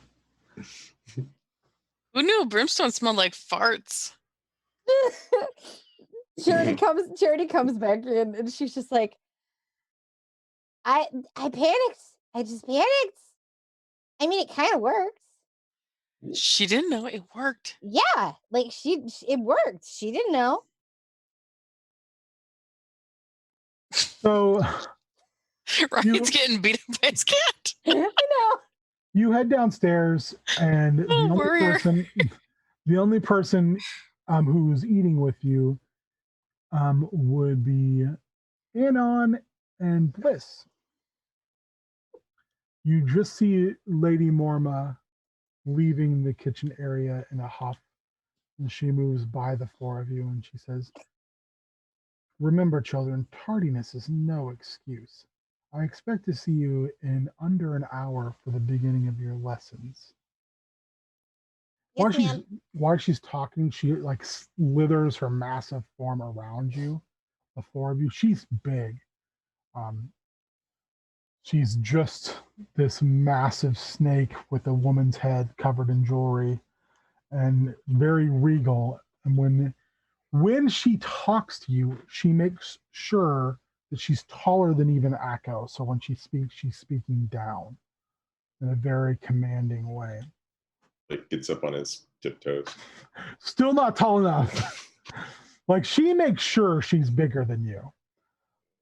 She smiles, that toothy, almost sinister smile. It's very disconcerting, especially for Twig and Akko, who are both have more of a anthropomorphized form. This is like a predator looking at you. And Akko, even though you're a predator, you're kind of like, okay, I see how this is going to be. Amulet is immune to fear, so she's just like, you're tall. Oh, big. And those are sparkly. Can I hold one for a while? But she looks at you and she says, tick-tock, tick-tock, and slithers down the hallway in almost a giant sway. I mean, are there any clocks around here? How do we know?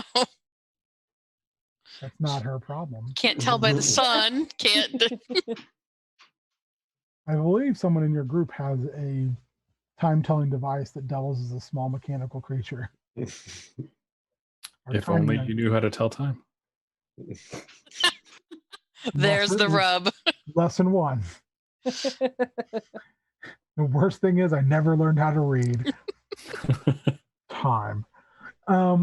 So you come in, and as opposed to the extravagant meal you had the night before, these are very plain, well-made wooden bowls, and there is a porridge, and it has an extremely strong smell.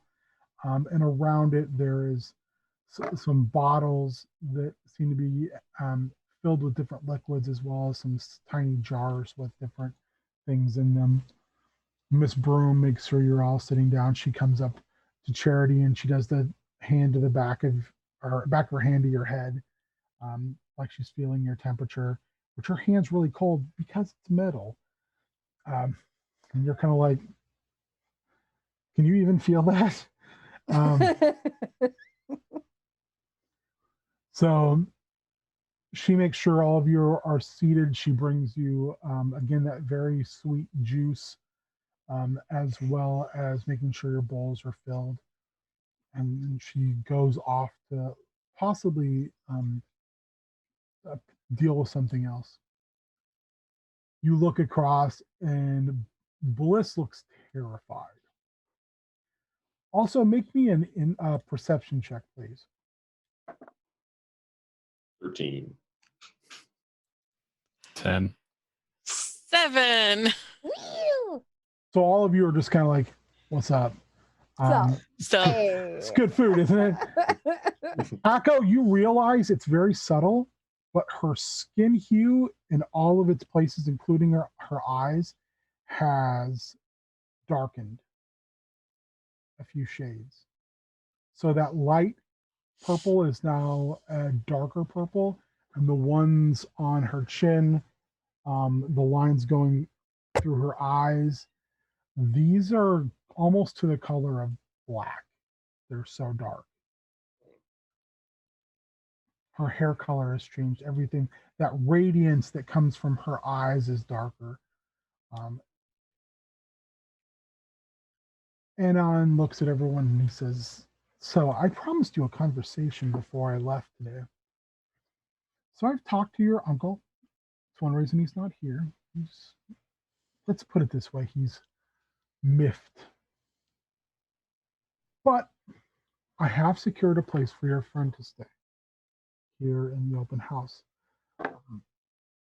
And not in Nigella's room, which I'm sure they look over at Bliss. I'm sure was disconcerting to wake up to.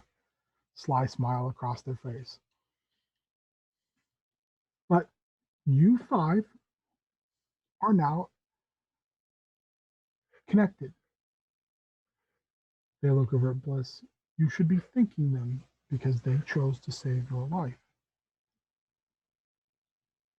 And she looks at the 5 of you. She looks especially at the 4 of you and says, Thank you. They make it sound creepy. It wasn't creepy, I promise. It wasn't like a ooh, let's save their life kind of thing. It was like we just kind of felt bad.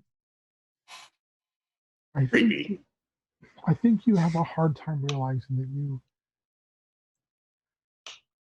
you may have saved my life in 2 ways yesterday. And she looks at the coloration on her hands and her arms. Unfortunately, I think that multiple lifetimes of poor decisions has made things difficult. And Anon looks across at her and they say, that's probably a story you should share in time and not proper talk at a dinner table. So, you 4 have some more questions. We have very short time because I have other appointments to go to. Ask them now.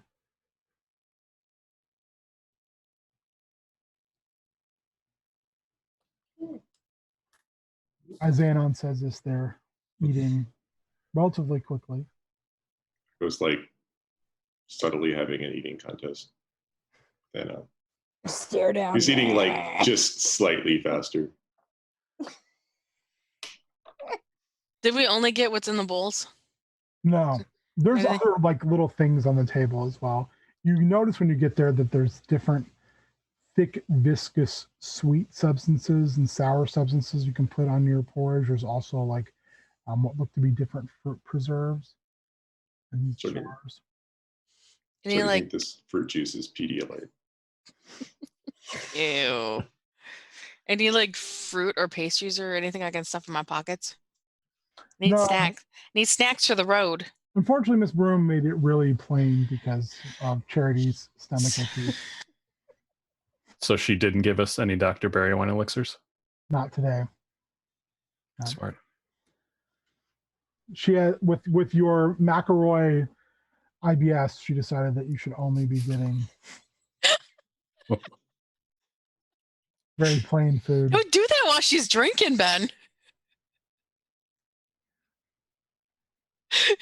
I think we got popped through the nose. Oh God, that makes me Griffin, and that is perfection.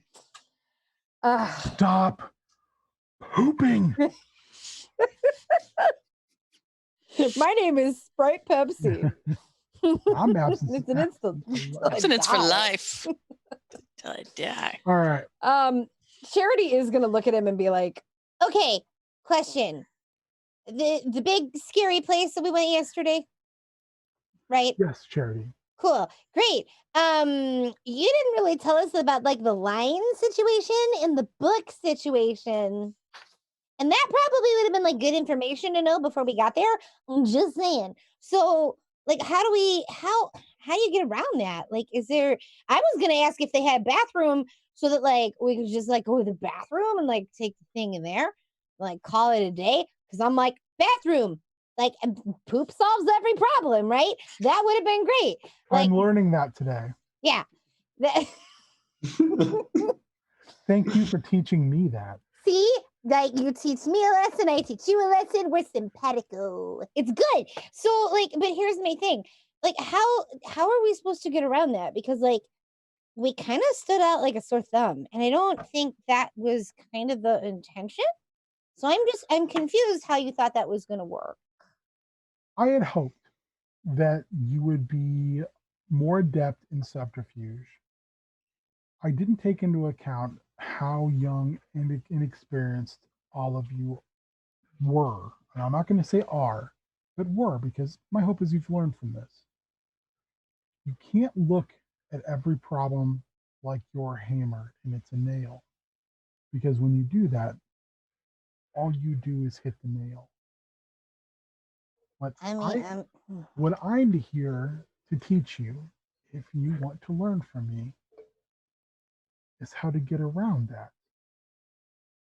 My hope would have been that you would have sent the box in with someone else, gone in and left the box at the door, done a numerous amount of things, but I'm not going to second guess you because you're young and you're learning. I didn't expect this.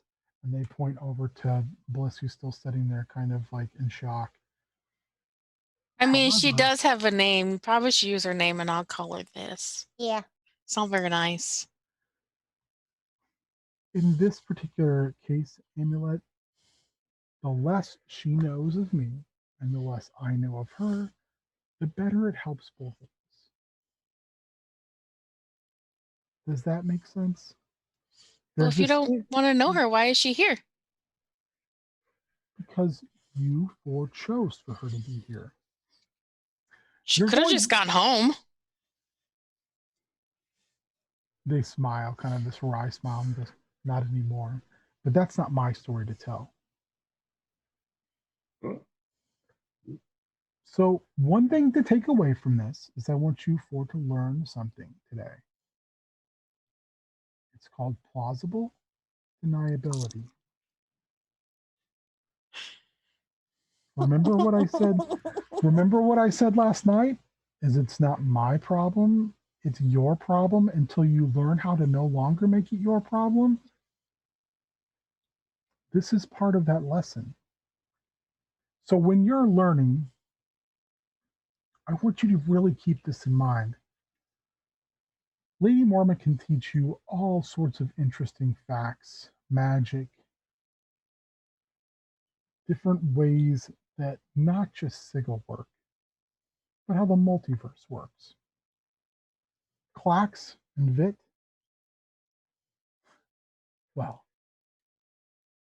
they're going to beat you pretty severely, and I hope you give it back to them just as hard as they give it to you. But like finishes his porridge while she's talking and like triumphantly puts the bowl and spoon down. and looks across and goes, always impressive, Echo, always impressive, and pushes their bowl over towards you. I'm close behind finishing, by the way. I've learned to eat fast before someone takes it. Charity's been like spending all this time just like lumping everything sweet that she possibly can onto her. It's like this much porridge and not like this much jam. Anticipated. Anon says they can teach you those lessons and they're fantastic. But what I teach you, what I can teach you, that moves like the wind between them. So what you learned last night, where actions have consequence, everything has a price. And sometimes going through the front door is not the answer. No other door. Echo, on your world, do you as a predator attack all prey head on, even prey stronger than you? No. Treat everything the same way you would treat it when you hunt. Your real strength doesn't come from your hands or your speed or your weapons or your magic. It comes from right here and how smart you can be in how you act. That would be the lessons, if I don't teach you anything else, that you should learn. There's a large few rooms away. And Anon looks at the four of you and says, well, that would be my cue to leave. Or was that? Well, what you did last night did not go unnoticed.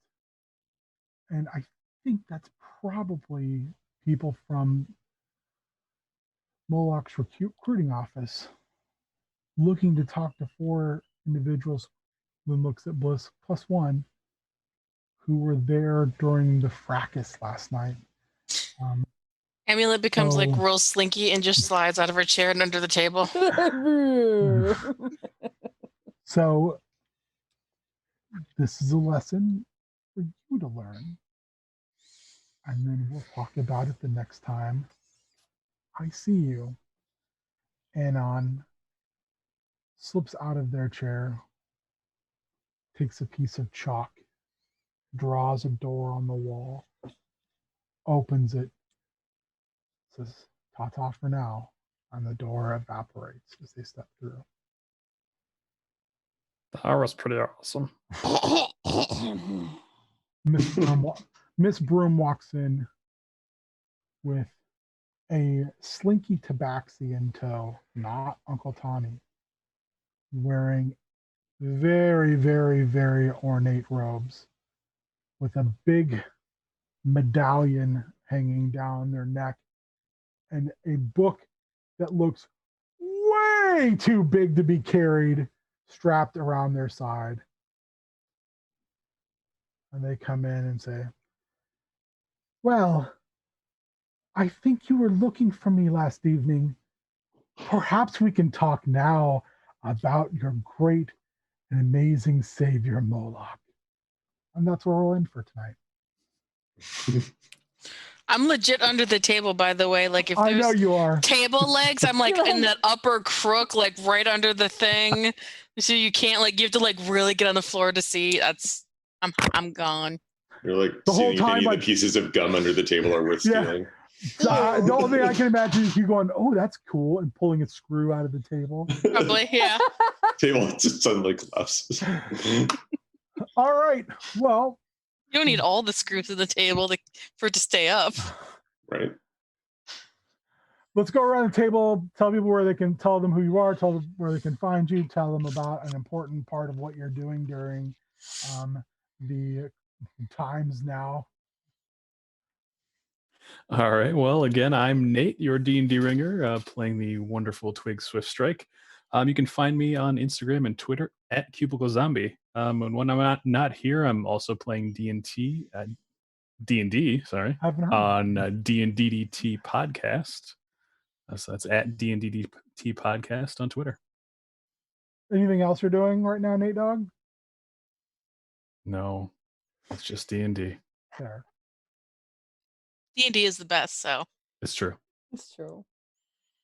Shannon, lay it on I- us. I am Shannon Townsend. I am playing Charity Momart. And you can find me on pretty much all the social media platforms at Smarky Betch with an E, not an I. Find me on Twitter, particularly. And then I do a lot of weird stuff on TikTok. And like I've decided that I love D&D. I know I'm too old for it. Shut up. It's fine. I've Never been too doing old. I've been doing a lot of weird like D&D stuff over there. That's So if you cool. want to like watch me do really stupid D&D skits with like random Yeah. characters in Yeah, you should- cosplay, come Should have watch that, it. Great. yeah, you should have that weird snake lady follow you. It sounds like she's into TikTok too. There's my least favorite thing on TikTok right now is there's a vegan lady who's trying to convert everyone to veganism using TikTok as her medium. Hmm. The duets happening all involve very large cheeseburgers, and it's very fun. Okay. I would just be doing one where I'm cutting a large raw steak and going, "Tell me more." It's like Yeah. blood drips off the side of my face. Tastes like fudge ripple. No.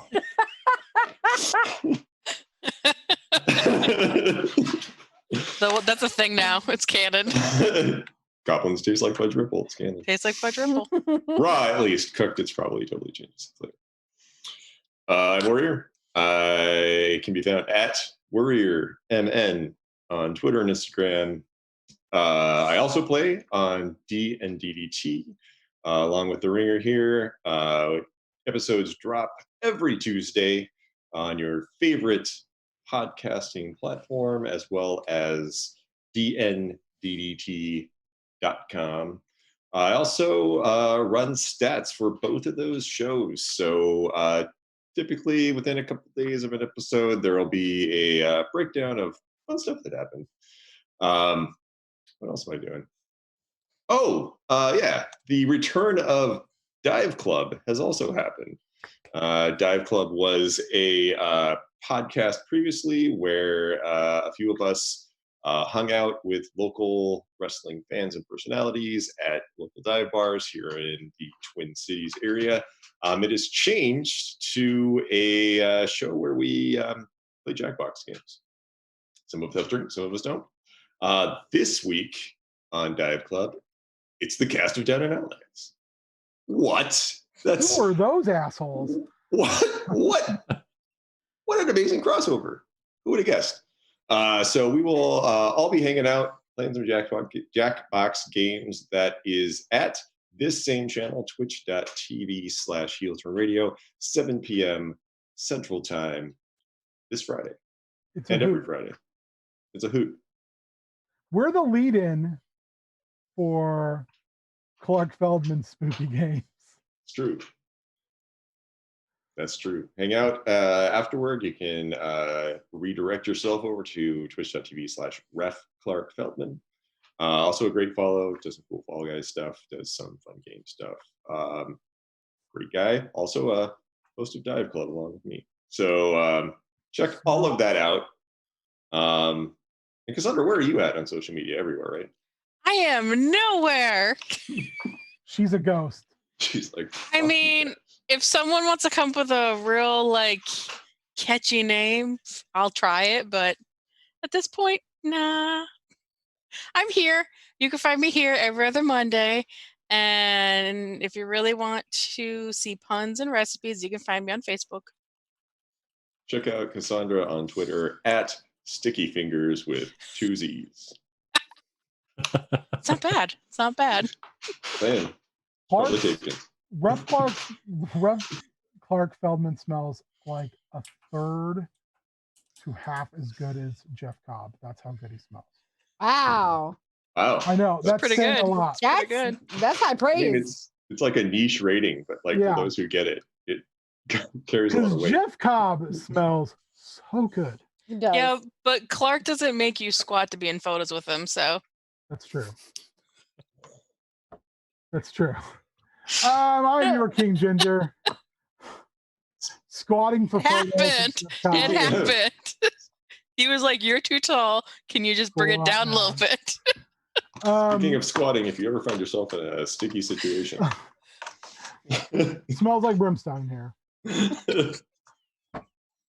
So I'm your King Ginger. First of all, let me thank everyone in the heel turn conglomerate family, whatever you want to call it, mafia. Conglomerate. It's a mafia. Ooh, can we be a mafia? Sure. So You're not going to like the shoes. everybody we've already mentioned, but also want to mention Nick Karen and Beard as always. And then, of course, the man on the ones and twos, the Doug Lahassee, aka Hot Body Doug Little, aka Casual Doug, AKA Sad Trombone Guy. Oh, I miss Doug Lahassee. I miss Doug Lahassee and all of I miss Doug Lahassee wooing and doing kip ups. Yes. We're really happy you could join us for our second episode every 2 weeks. We will be putting out Down Outlands. We enjoy playing it. I have amazing players, and I'm pretty sure anyone who sticks around and watches it, you're amazing too. In the meantime, Shannon can attest. We've got some Star Wars stuff we've been putting together. You can tell by that look that how well it went. We'll be wrapping that up, and then I don't know what will be next. In fact, I might ask Beard to put up a poll to figure out what game to run next. I have talked to him though, and I am going to the Monday after Extra Life, since Extra Life is 24 hours and everyone who plays in it will probably feel like dog shit because they'll be tired. That night, we will not have Down in Outlands. Instead, I will take all comers and we're going to play Lasers and Feelings for one night. Whoa. Because it's real easy and should be a blast. We also will be, Beard and I are recording another episode of Survival Guide tomorrow. And Friday, Dive Club. It just never stops. Busy week. Can't stop once. Yeah, it's just so much going on. It's becoming So, a problem. I hope you see a doctor for the last more than 8 hours. If your enjoyment of Down Outlands is longer than 4 hours, see a doctor.